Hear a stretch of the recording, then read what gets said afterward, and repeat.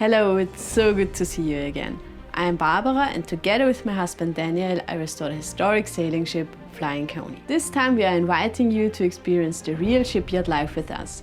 Usually we focus on one main topic to keep things easy to follow, but today is different. We are taking you through our entire shipyard journey, from start to finish, so you can truly see what it's like behind the scenes. It's an honest video about how this very eventful shipyard time felt for us. It's going to be a busy, chaotic and exciting ride. So without further ado, let's get started.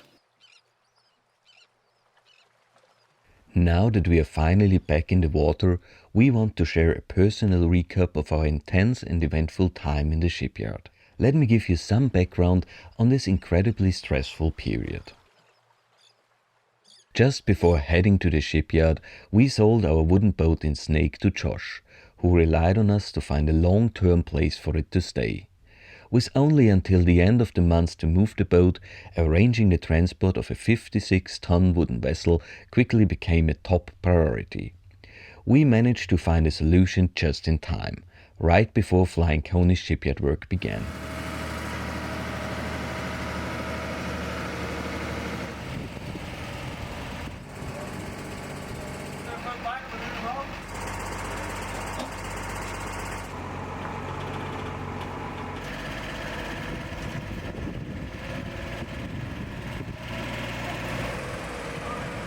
With this chaos behind us, we were already exhausted before our 2-week shipyard stay even started. Nevertheless, the haul-out was booked and it was time to bring Flying Coney to work.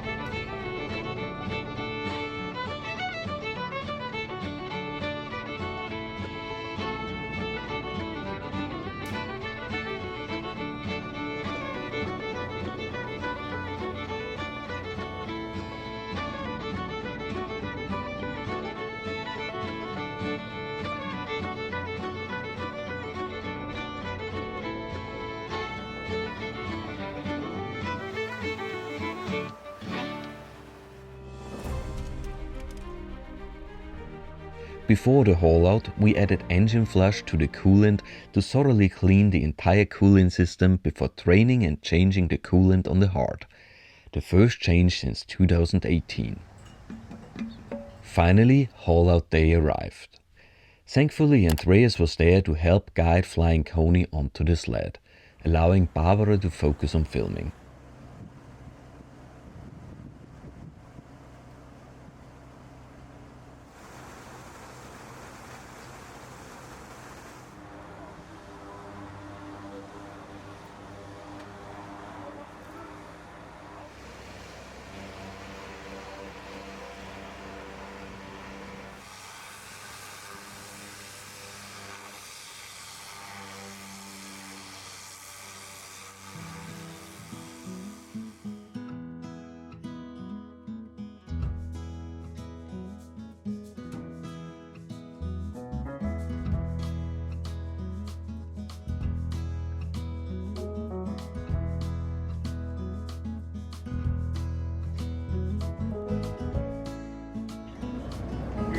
Okay. Really? Yeah, we're that way. Can't you see that?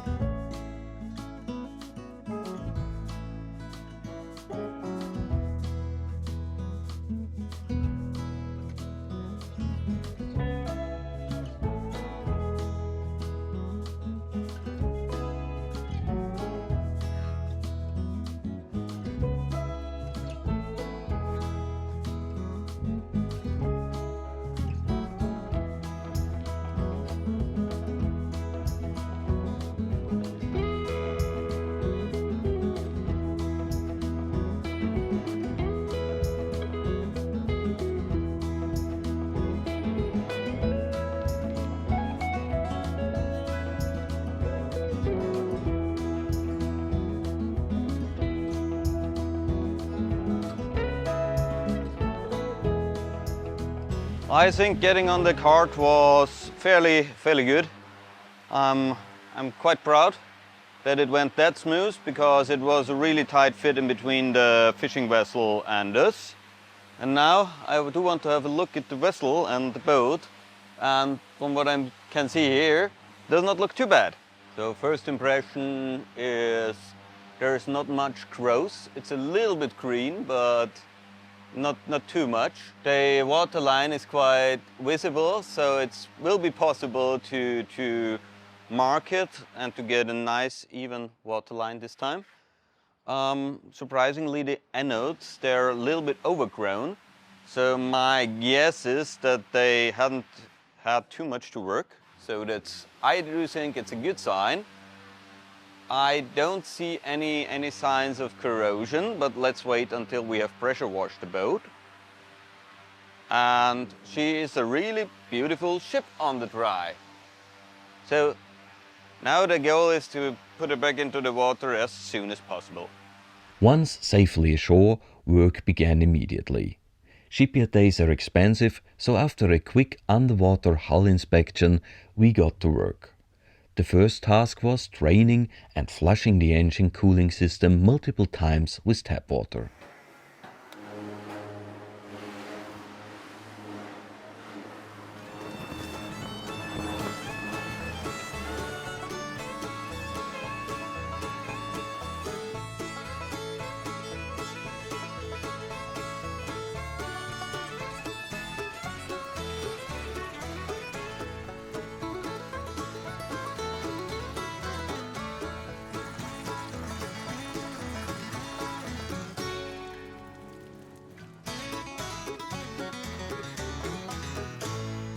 Since the boat next to us had just been painted, we delayed pressure washing until the following day.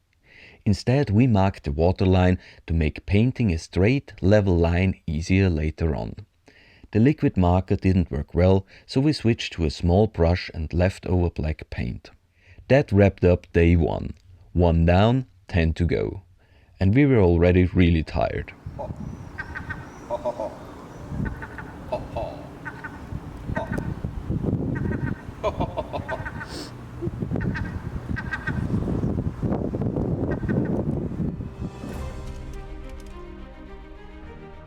Day 2 was all about cleaning. I vacuumed the engine room to reduce dust before the shipyard team started working.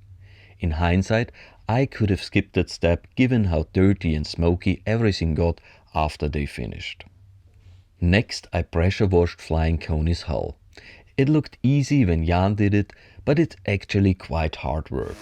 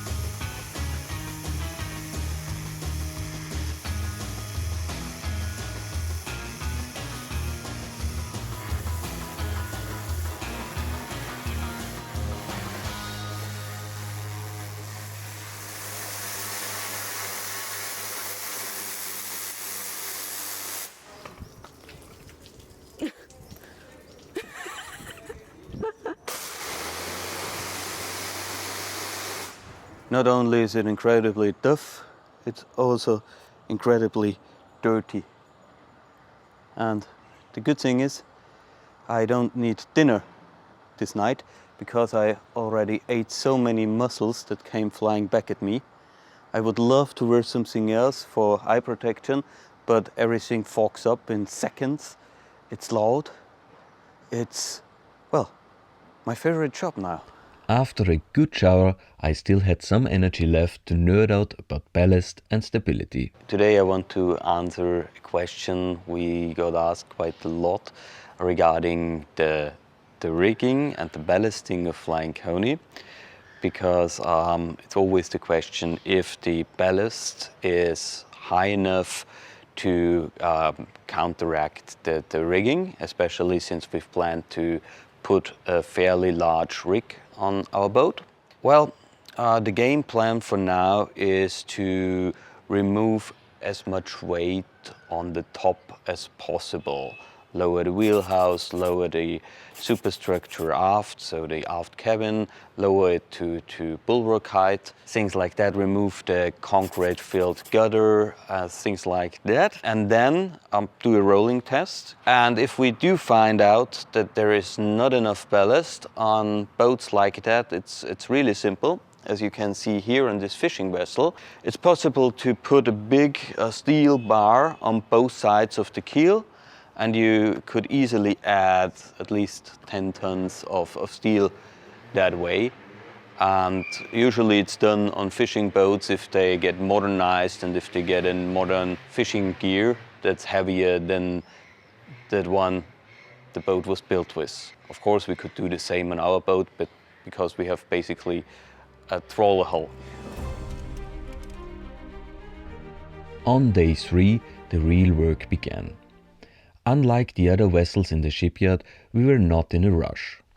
We don't make money with Flying Coney, unlike the fishermen and cargo barges, so we focused on working at our own pace and keeping costs down. Our arrangement with the shipyard crew was that they would prioritize all the other vessels, and whenever they had time, they would work on Flying Coney. For the first 2 days, they were busy with other boats. But on day 3, Flying Coney was their only project. Jan and Hendrik quickly started looking for tasks to tackle, and fortunately we had plenty of work for them.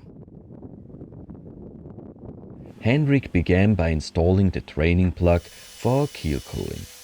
Until then, we had been draining and flushing the system through the bleeding plug on the top of the pipes. It worked, but it never got all the water out.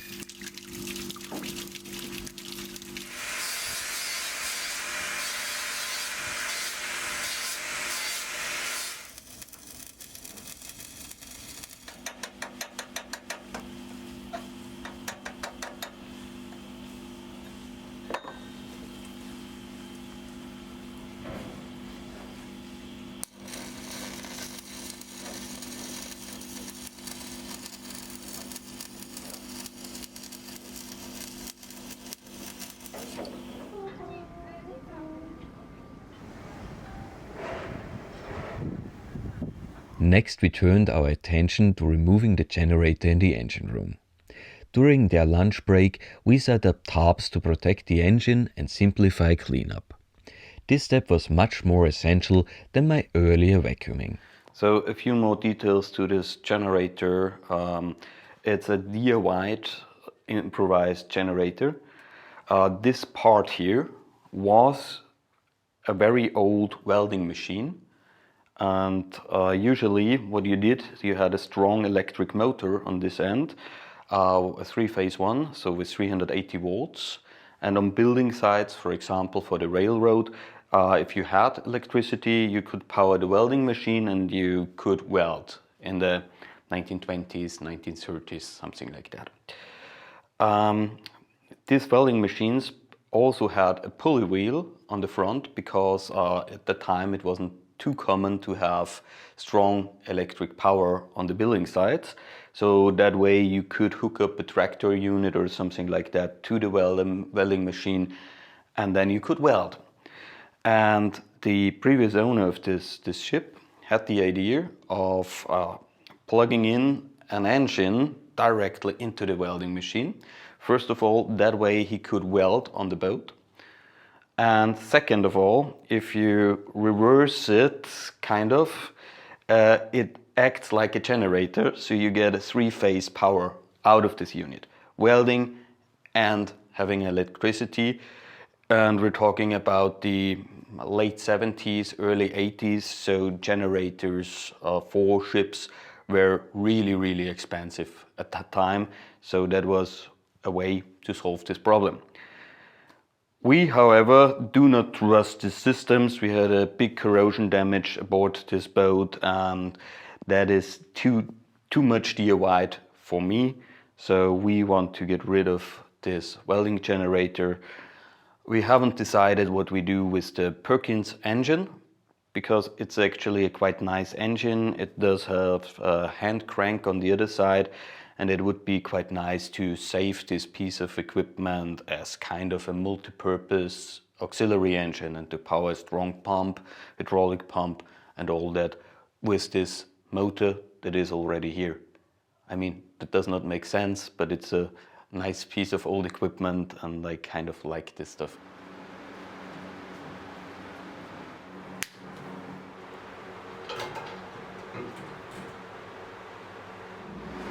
Is it heavy? I don't know.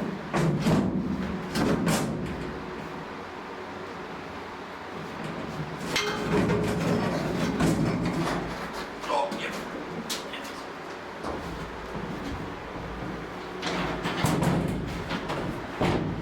One of the main goals in this shipyard time is to gain access to as many hull sections and bilge compartments as possible.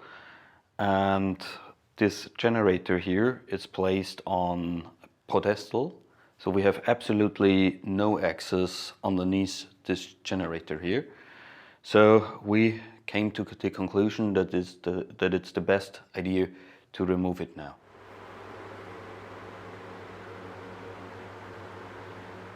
As soon as they were back from lunch, Jan and Hendrik started a fire in the engine room. Can you open the windows, please? It was a hot day, and working in the cramped engine room with just one access hatch was tough.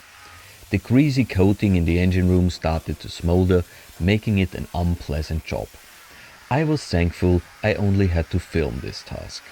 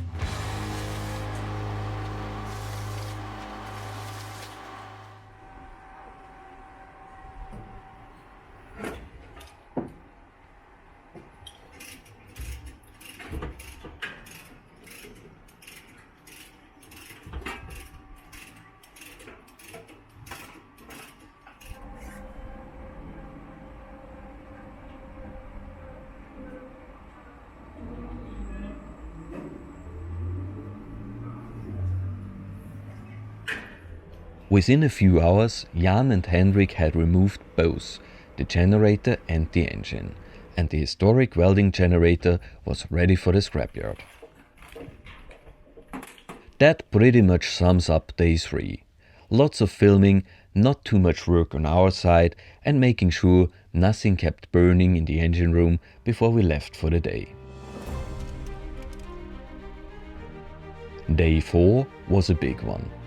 Our surveyor Jürgen arrived for the safety inspection. We were pretty confident Flying Coney would pass, but we were still a little bit nervous.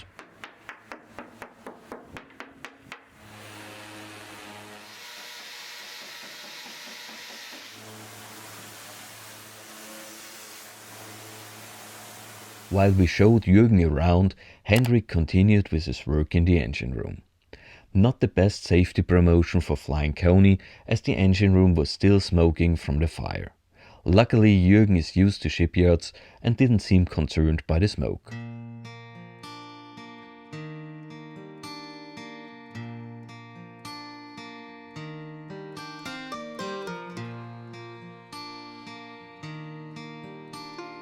So today we had the renewal of the safety certificate, the CVO, including a casco report or hull thickness measurement.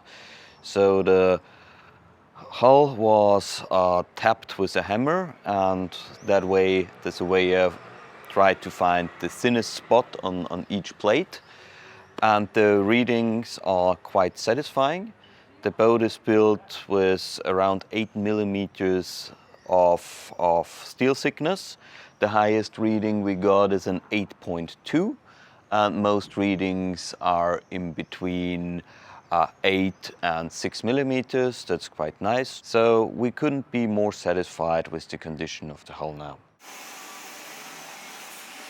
So the next 2 steps are to cut loose the frame on which the engine was standing. It almost looks like this thing is from an old bridge or something like that, and weld it in place and put on buffers, and we need to cut it into manageable pieces so that we can get it out, and also to remove the pedestal on which this whole construction is standing. And then we do have the first look onto the hull since many years, and that's quite exciting. But it also means we do need to clean for the first time in many years.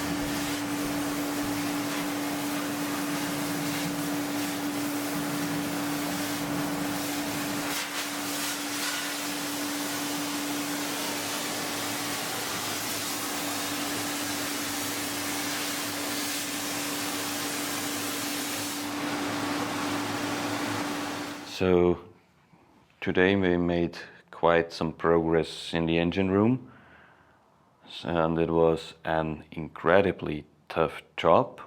Well, I mean to film, because of course filming is always a tough job, especially in this environment, but cheers to Hendrik for doing these things. One of the reasons why it's so hard is that we picked the 1 week of a Dutch summer to do the shipyard time, so it's incredibly hot in here, and usually the lads are quite happy to work inside because it's not raining and not too windy. But in this week it's really even tougher, and also we just have this one hatch into the engine room, and even we work with 3 fans blowing and sucking. It's incredibly dusty and smoky in here, and it's actually one of the toughest jobs I've ever witnessed. It's really no fun to get it out, but Hendrik is just working through and just working and not complaining at all. It's really impressive to see someone working as hard and as tough as he does. The trickiest part of this day was getting everything on camera. I had to keep switching between filming Hendrik in the engine room and Jürgen inspecting the other parts of the ship. Since Hendrik wasn't too concerned about health and safety, he didn't bother putting the fire out. In the evening, we spent some time locating the source of the smoke and putting it out. The toughest part was dealing with the grease underneath the hydraulic tank that had started to smolder. I had to reach down into the bilge to get the hose underneath the tank. One big problem related to the grease-based coating and with the water we put in there to put out the small fires and the small smoking spots is that it is now some sort of black, gooey, greasy stuff, and Hendrik needs to step into the bilge and into the hull and into this dirt. So everything is now completely dirty. That's also why I put on new gloves, because it's already after my shower. That's how they're looking after like three seconds. The stairs, they're greasy, I'm greasy, the shoes are greasy, the engine room floor is greasy, the wheelhouse floor is greasy. It will be quite a task to clean everything up afterwards, but that's how a shipyard time is, and it's no big deal. But shipyard time is always kind of an emergency situation, kind of a tough period, and after it's now day 4 and I'm quite tired. Day 5, Friday. It was the last working day before the weekend.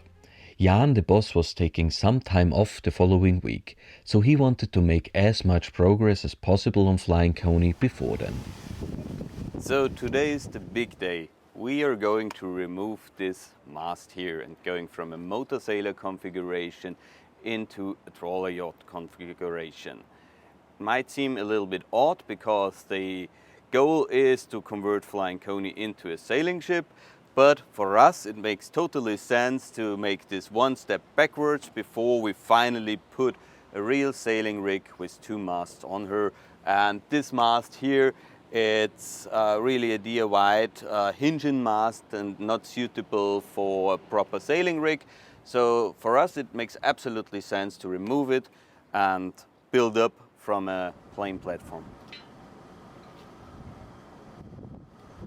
So our first step was to cut or to remove all line connections and wire rope connections to the mast. It's currently only held in place by the 4 shrouds and the forestay. We made sure that all this connection can be loosened easily. So it's now the turn of the yard to cut the last wires, and then off it goes.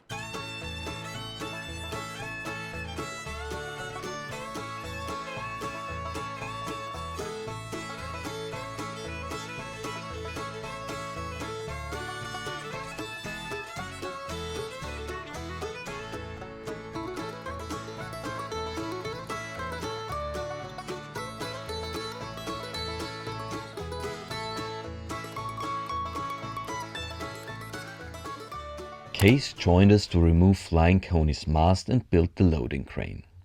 Getting rid of this huge, heavy and unsightly mast was something we'd been looking forward to. However, we were a bit nervous about lifting the mast off with the crane, so we carefully planned each step with Case.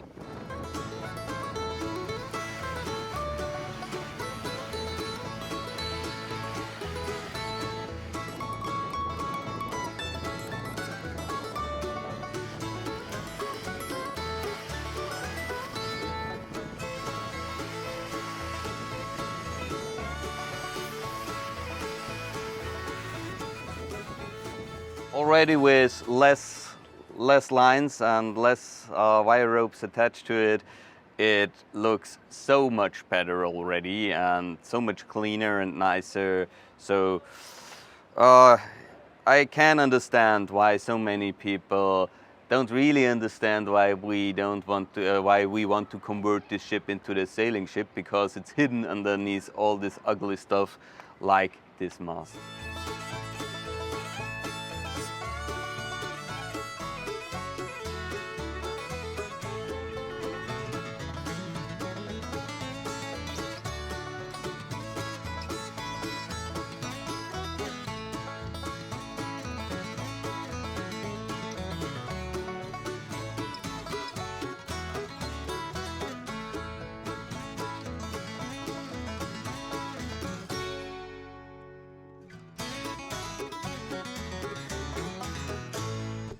Thankfully, everything went smoothly. Once the mast was safely down, Case and Henrik fixed a few spots on the hull, adding a third plate to the existing overplating and addressing a few pittings we had missed previously. Missing 3 pittings out of about 100 wasn't too bad.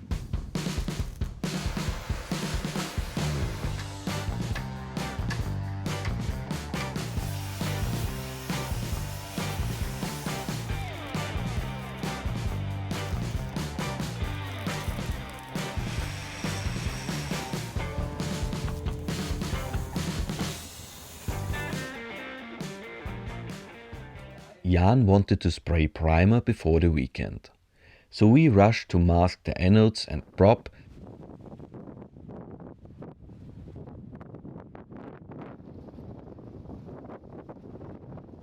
and applied 2-component zinc primer to the bare metal.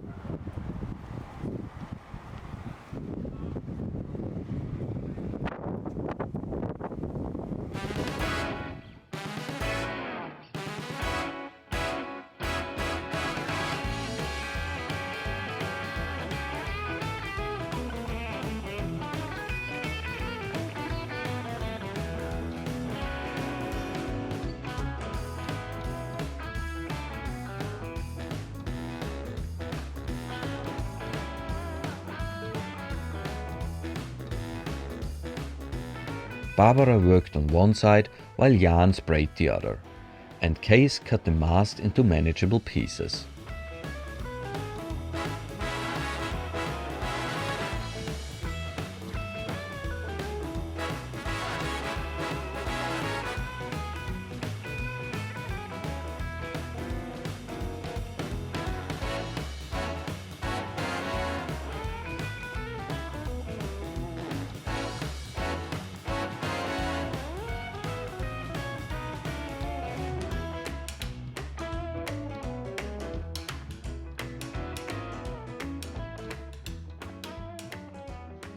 It was a busy but productive day. 1 week of shipyard is really enough. We were glad the shipyard crew wasn't working on the weekend, which gave us a chance to catch up. On day 6, we finished editing the next video and applied some primer to the boat. We always roll the last few centimeters up to the waterline. And since Jan caught us by surprise on Friday when he started spraying the primer, we hadn't even taped the waterline yet.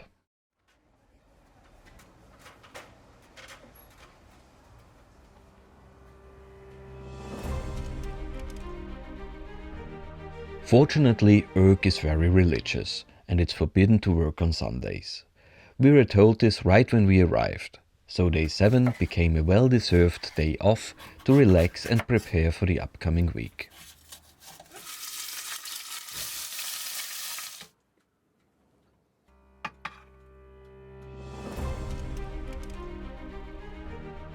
Day 8 was another crazy one, with everything happening at once. Hendrik continued removing the pedestal in the engine room. Finally, he got some personal protective equipment, so I didn't dare film him with his respirator on.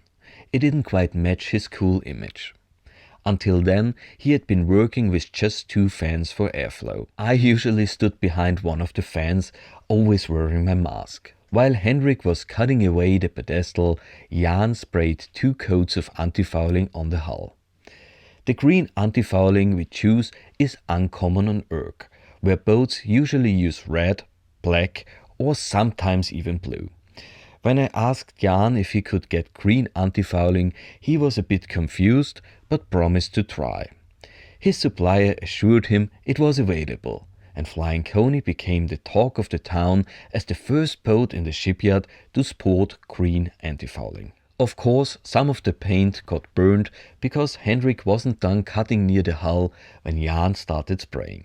At the same time, Case and I were busy with the loading crane mast, while Barbara ran around filming to ensure we didn't miss a thing.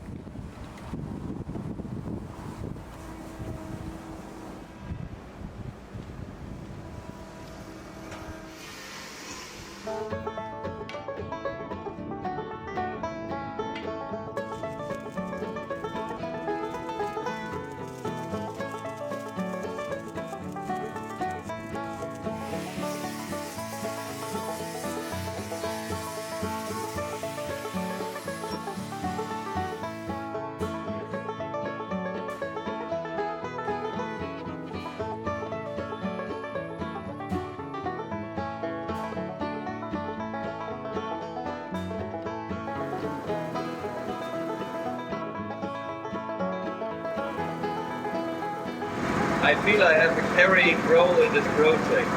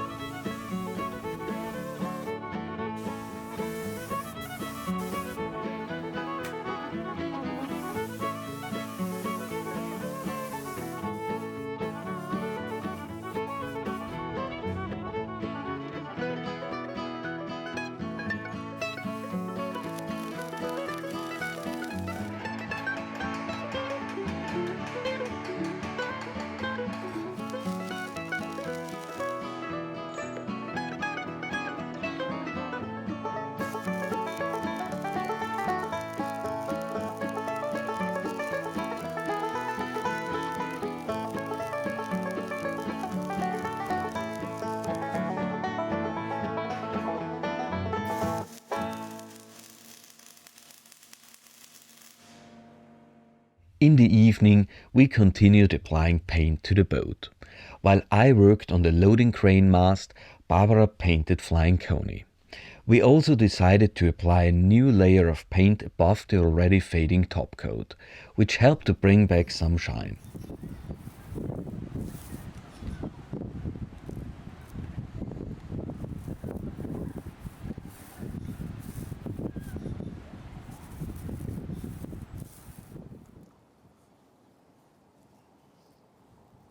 So initially I just wanted to get rid of the worst rust spots, but then I thought, well, it's not too much more work to completely strip the paint with the taco, and that worked out pretty fine, and the finish is great, and the taco is really a weapon when it comes to strip paint. Not so much when there are pittings, but that's just how it works. So with this good steel to get rid of the paint and get rid of a little bit of rust, it worked out completely fine. So now it's time to put on 2-component primer against the rust, and afterwards we will make a complete new paint job, and this will be our new loading crane and light mast instead of the huge, ugly, hinged mast we had before.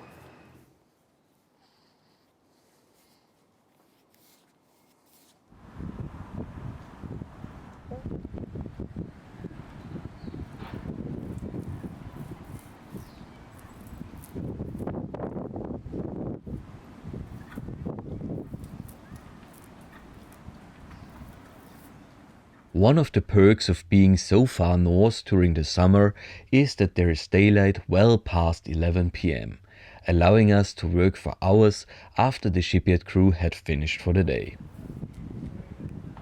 So now is the time when a shipyard time gets really, really tough. We're almost finished. Today we made massive progress.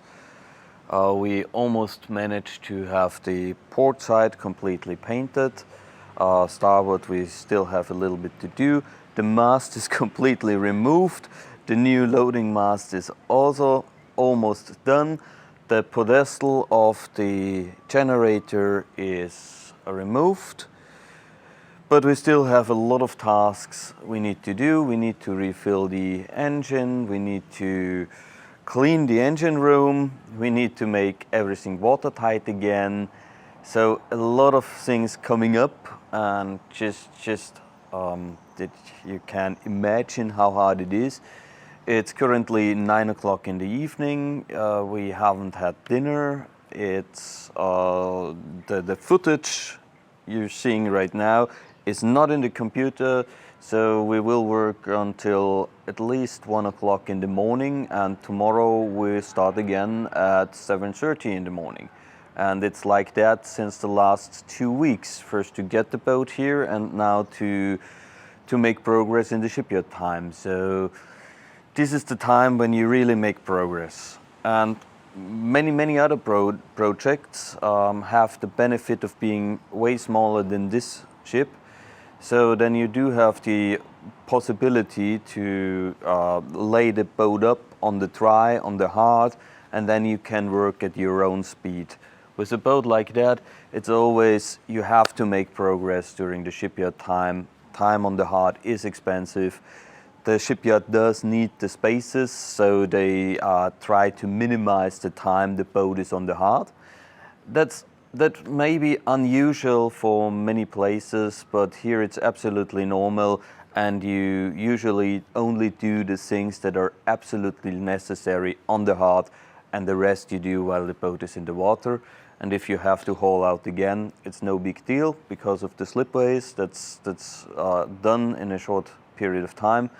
So it's not absolutely necessary to have the boat all the time on the hard. You haul it out, you do what you have to do, and you put it back in the water.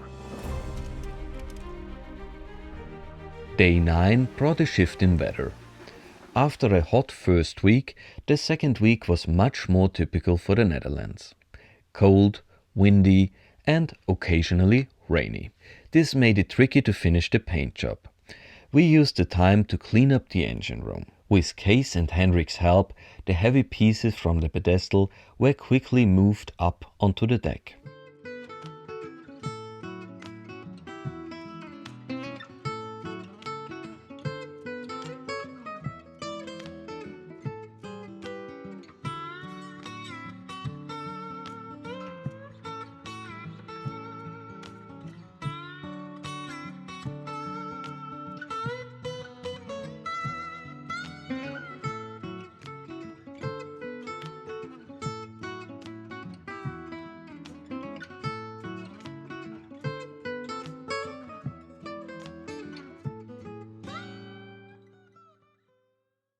Case used every dry minute to finish the loading crane.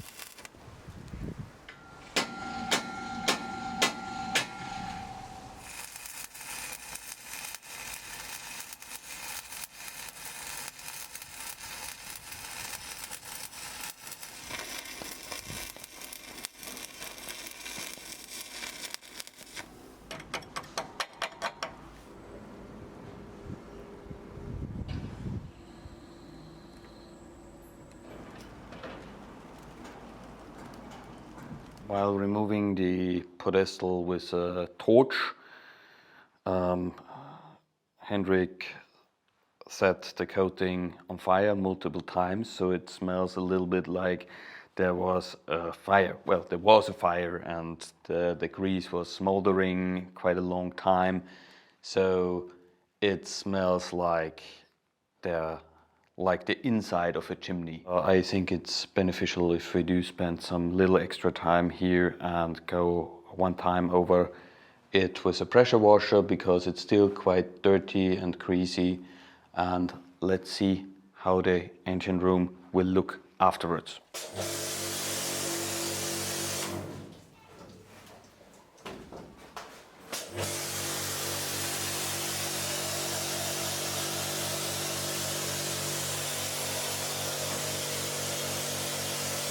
We also reached a point where it gets quite tough to document everything, but we do our best to film the important steps now.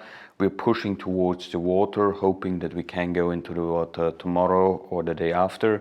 Let's see if that will work out, and let's hope we can produce quite interesting videos.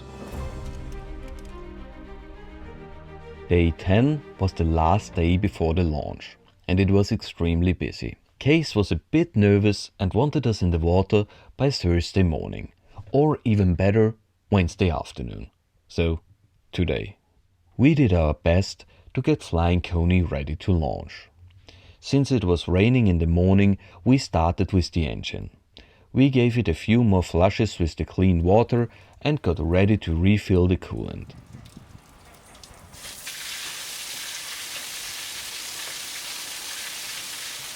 It's now the 14th day in a row where we had 16-hour shifts. So usually one of our days looks like that we start somewhere in between 7:30 and 8:30 in the morning. Then we do work until 8 in the evening, and then we still have to get the footage into the computer and to do some office tasks and to get things going. So we're very, very exhausted, very tired, and I can't wait that the boat is finally back in the water. I guess that should be fine. Yep.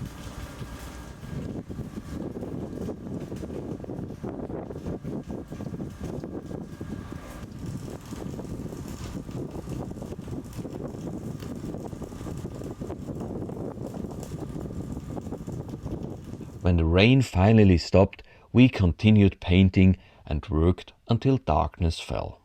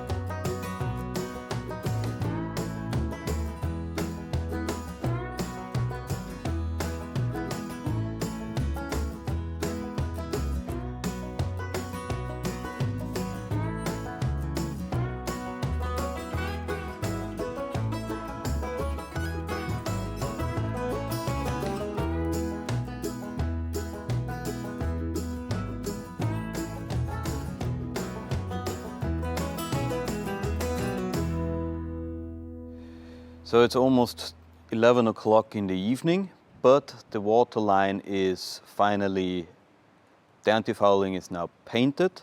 I'm completely wasted, I'm completely tired, I almost can't stand anymore. Tomorrow is finally launch day, hooray! So we made it in time, which was a huge challenge, and one 16-hour day after another. So I'm quite happy that we made it, and I'm quite happy how the boat looks. I'm quite happy that the hull is sound, that we do have a nice little boat behind me. So I can't wait to get finally back into the water and to finally get some less work-intensive days, because it's not a rest day, but less work-intensive days. The big day had finally arrived. We were tired but relieved that this busy time was coming to an end. We just had a few more tasks to finish and then we'd be ready to go. We removed the aluminium foil from the anodes, the plastic wrap from the propeller,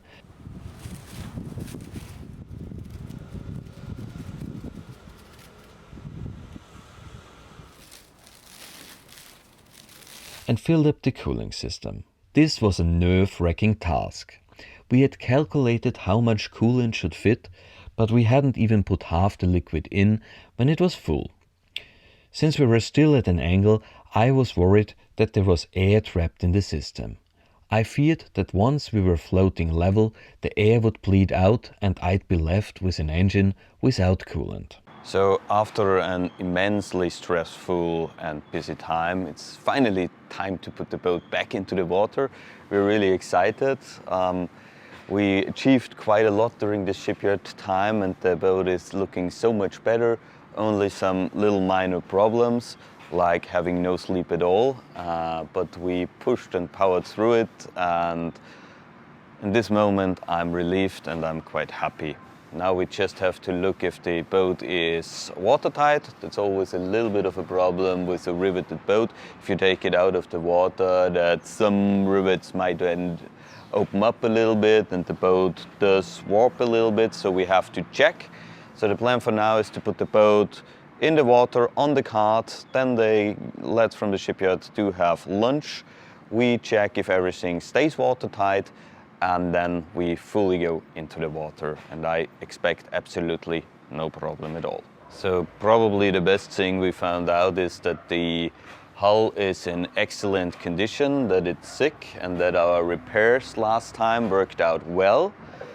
I do know that overplatings or hull doublings are a controversial topic, and that's because on a commercial vessel they're not allowed, only as a temporary fix, and that's how we see it.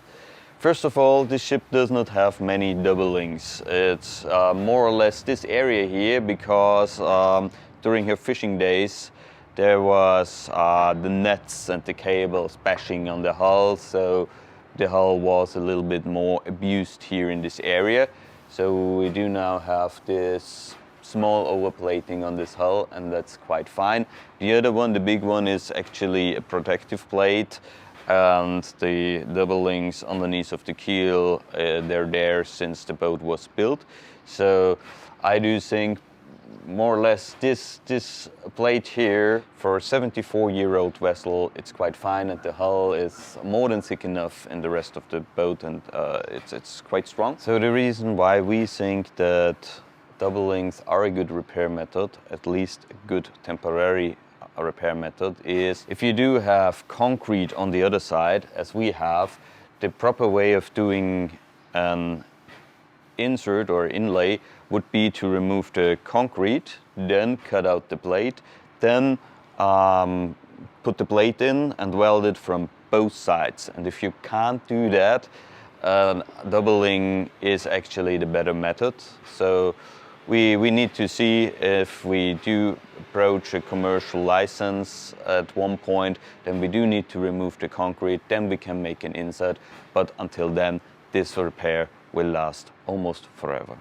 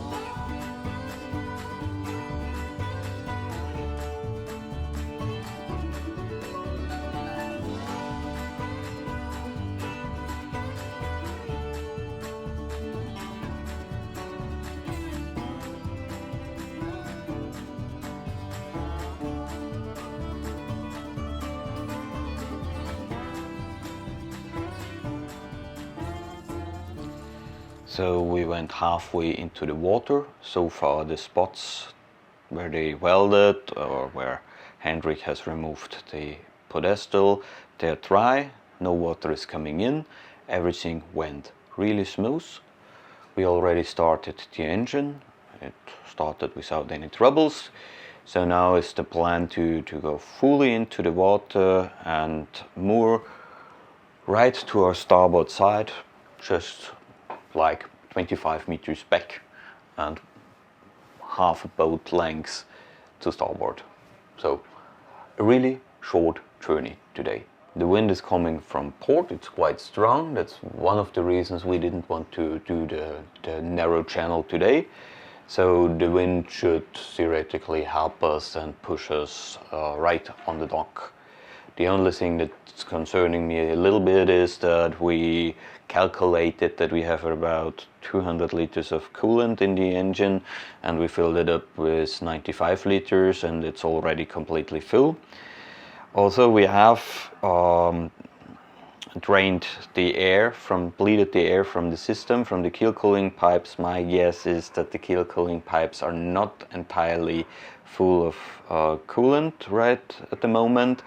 We're still very much tilted upwards, so when we are floating level again, my guess is that there will be quite a lot of air coming from the cooling pipes, so I do not want to run the engine longer than necessary. I start the engine.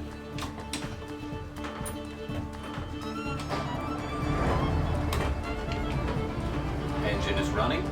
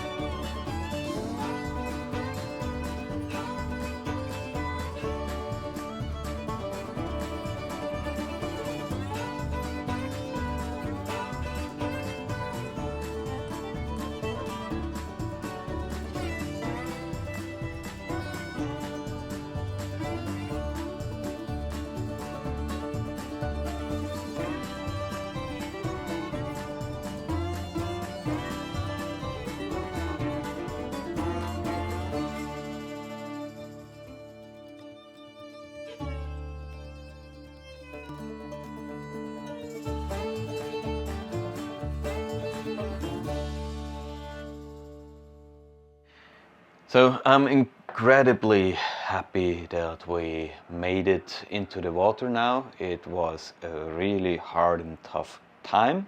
Not complaining, actually I like having a boat, but shipyard time is absolutely insane and horrible and really an extreme situation where you push yourself to the limits and beyond.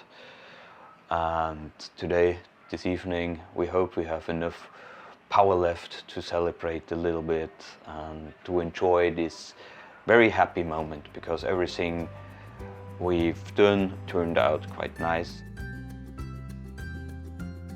When I said we weren't in a hurry to get back in the water, it wasn't entirely true. We were invited to an important wedding back in Austria that we definitely didn't want to miss.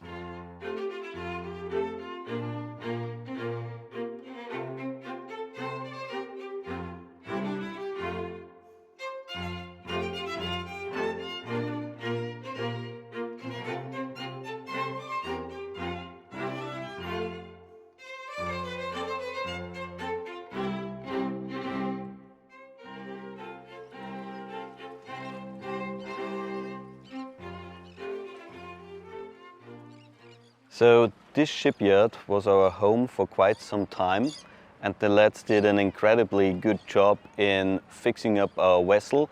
It's now looking better than ever, and this here marks really the ending point of an era. We're leaving the Netherlands, and after 3 years that really feels good, but we're not sure because the lads here did such an incredible job, so we're not sure if we can return, and it would be really nice to come back here one day.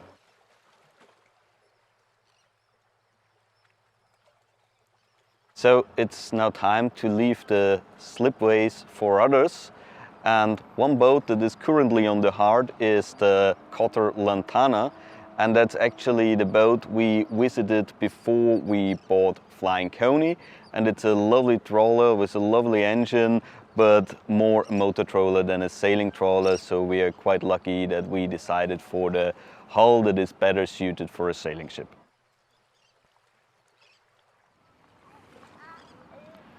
What a beautiful ship and what a beautiful line. It feels absolutely amazing that the hull is fixed now and in good condition, and I can't wait to tackle the next few big projects and also to do some cosmetic work like painting the bulwark to have it also look nice. And that wraps up our shipyard adventure. It was a tough 2 weeks, but seeing Flying Coney back in the water with her hull freshly painted makes it all worth it. We've still got a long way to go, but each step gets us closer to bring our vision to life. And all this wouldn't be possible without our amazing supporters on Patreon, PayPal and Super Thanks.